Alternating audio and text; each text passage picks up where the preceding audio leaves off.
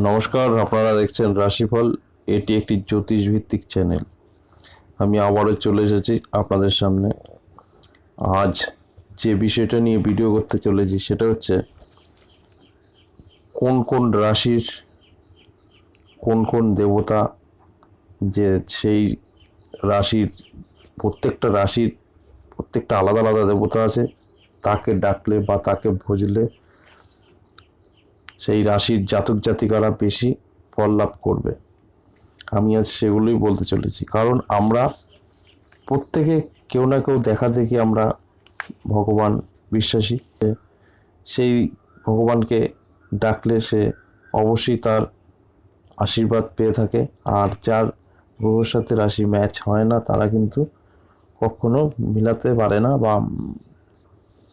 তখন সেই ঠাকুরের বা ভগবানকে আমরা যে ডাকি সেটা মেলে না।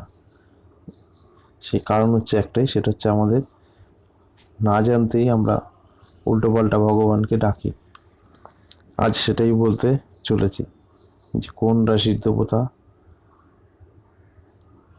কোন ঈশ্বর বা ভগবানকে কোন রাশি ডাকবে বা তার ফল লাভ পাবে। ভিডিওটা সম্পূর্ণ না কেটে দেখবেন। কেটে দেখলে কিন্তু অনেক কিছু মিস করে যাবেন, যেটা হয়তো বেকার হয়ে যাবে আপনাদের দেখা। এবার আসছি মেষ রাশির জাতক জাতিকা। মেষ রাশির জাতক জাতিকা, আপনাদের দেবতাও কিন্তু আপনাদের শিব।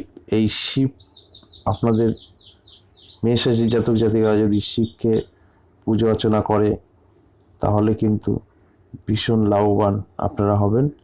কারণ আপনাদের রাশির সাথে কিন্তু শিবকে ভজলেই আপনারা একমাত্র এর ফল পাবেন।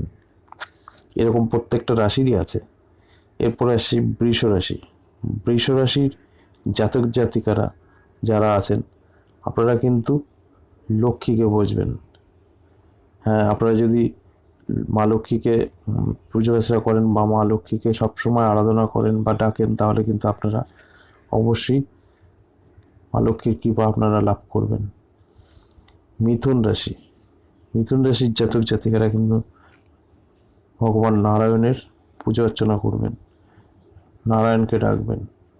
হ্যাঁ, যদি নারায়ণ অ্যাকচুয়ালি মহিলারা পুজো করতে পারে না, কিন্তু নারায়ণের ডাকতে পারে, নারায়ণের মন্ত্র জপ করতে পারে, নারায়ণকে ভক্তি শ্রদ্ধা করতে পারে। আপনারা কিন্তু অবশ্যই করবেন। তাহলে কিন্তু আপনাদের এই ভগবান বিশ্বাসী যারা বা ভগবানকে ডেকে যে যা পায় সেটা কিন্তু আপনাদের অবশ্যই লাভ হবে। চলে আসি কর্কট রাশি। কর্কট রাশির জাতক জাতিকারা কিন্তু গৌরী দেবী, গৌরীর পুজো করবেন, গৌরীর আরাধনা করবেন, আর সর্বদা গৌরীর নাম স্মরণ করবেন।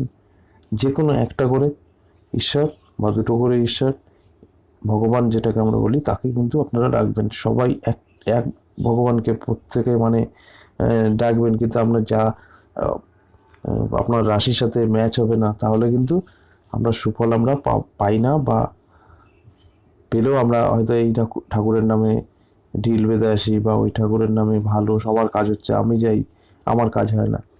কারণ কিছুই না, কারণ হচ্ছে একটাই, যে গেছে, যে কাজ পেয়েছে, আমি ভগবানকে ডাকলাম, দেখার একটা আমি মা তারার মন্দিরে গেলাম, সে ঢিল টিল বাঁধে, আমি বেঁধে আসলাম, আমি কাজ পেয়ে গেলাম। আমি আমার দেখা দেখে আমি বললাম এখানে খুব ভালো, আমি পূজা অর্চনা করেছি, আমি ঢিল বেঁধেছি বা আমি মানসিক করেছি, আমার ওগুলো হয়েছে। কিন্তু আমার সঙ্গে আরও 4-5 জন গেল, আমারই পরিচিত বা আমার রিলেটিভ বা আমার বন্ধু, তারা কাজ পেল না। তারা এসে কি তার মানে কি ঠাকুর নেই?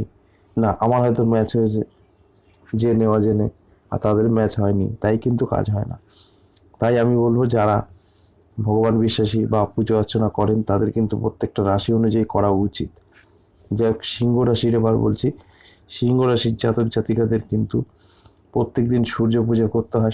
আমরা তো পুজো সেরকমভাবে করতে পারি না, সূর্য প্রণাম করবেন। আর কিন্তু সিংহ রাশির জন্য কিন্তু শিব ঠাকুরকে, বাবা ভোলেনাথকে কিন্তু আপনারা অবশ্যই সর্বদা মনে রাখবেন, ডাকবেন। আপনাদের কিন্তু যে যত কিছু আপনাদের মনের ইচ্ছা পূর্ণ কিন্তু করবে ভগবান শিব। পুজো অর্চনা বা ভক্তি শ্রদ্ধা সব শিব ঠাকুরকে করবেন। চলে আসে কন্যা রাশি। কন্যা রাশি কিন্তু ভগবান নারায়ণের পুজো অর্চনা করবেন, নারায়ণকে সর্বদা মনে ডাকবেন, নারায়ণকে স্মরণ করবেন, তাহলে কিন্তু আপনাদের সার্থক হবে বা আপনাদের ডাক কিন্তু ভগবান শুনবে। চলে আসি তুলা রাশি। তুলা রাশি কিন্তু মা লক্ষ্মীকে স্মরণ করবেন, মা লক্ষ্মীকে পুজো অর্চনা করবেন, মা লক্ষ্মীকে স্মরণ করবেন সর্বদা, কিন্তু আপনার সমস্ত মনের ইচ্ছা আপনি পূর্ণ করতে পারবেন। চলে আসছি বৃশ্চিক রাশি। বৃশ্চিক রাশির জাতক জাতিকারা কিন্তু ভগবান শিবের পুজো অর্চনা করবেন, সর্বদা শিবের নাম স্মরণ করবেন, কারণ আপনার কিন্তু রাশির সাথে শিব, আমাদের যে ঈশ্বর ভগবান যাই বলি আমরা, কিন্তু ওই শিবের আরাধনা, বাবা ভোলেনাথের আরাধনা বৃশ্চিক রাশির জাতক জাতিরা করবেন। চলে আসি ধনু রাশি। ধনু রাশির জাতক জাতিকারা মা তারা, মা কালীর কিন্তু পুজো অর্চনা করবেন, মা তারাকে সর্বদা স্মরণ করবেন, তাহলে কিন্তু আপনাদের সমস্ত মনের ইচ্ছা পূর্ণ হবে, ভগবান বিশ্বাসী হয়ে উঠতে পারবেন। চলে আসি মকর রাশি। মকর রাশির জাতক জাতিকারা কিন্তু মহারাজ শনিদেবকে সর্বদা মনে মনে জপ করবেন, ডাকবেন, যা করার ঈশ্বর, যে ভগবানকে আমরা বিশ্বাস করি, ভগবানকে স্মরণ করি, সেই একমাত্র শনিদেবকে করবেন, তাহলে কিন্তু আপনারা ভীষণ উপকার পাবেন। চলে আসি কুম্ভ রাশি। কুম্ভ রাশি কিন্তু শিব, আপনারা শিবকে সর্বদা মনে রাখবেন, শিবকে সর্বদা ভক্তি শ্রদ্ধা করবেন, আর হচ্ছে শনিদেব, যে কোনো একজনকে করলেও কিন্তু আপনারা দুটো শনিদেব এবং শিব দুজনকেই করতে পারেন। আপনারা এই কুম্ভ রাশি এই শিব বা শনিদেবকে কিন্তু অবশ্যই পুজো অর্চনা করুন, মনে মনে সর্বদা তাদের নাম মনে জপ করতে থাকুন, ভক্তি শ্রদ্ধা করতে থাকুন, আপনারা নিশ্চয়ই আপনাদের মনের ইচ্ছা পূর্ণ করতে পারবেন। শেষ রাশি মীন রাশি। মীন রাশি জাতক জাতিকারা কিন্তু মা তারাকে সর্বদা মনে রাখবেন, মা তারা মন্ত্র জপ করবেন, মা তারাকে সর্বদা ভক্তি শ্রদ্ধা করবেন, দেখবেন আপনাদের মনের ইচ্ছা কিন্তু খুব অল্প সময়েই পূর্ণ হতে চলেছে।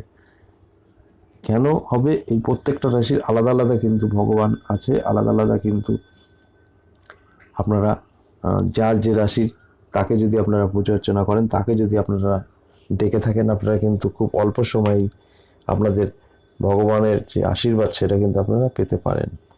আজ এই পর্যন্তই, আবার আসবো অন্য কোনো ভিডিও নিয়ে। ততক্ষণ ভালো থাকুন, সুস্থ থাকুন।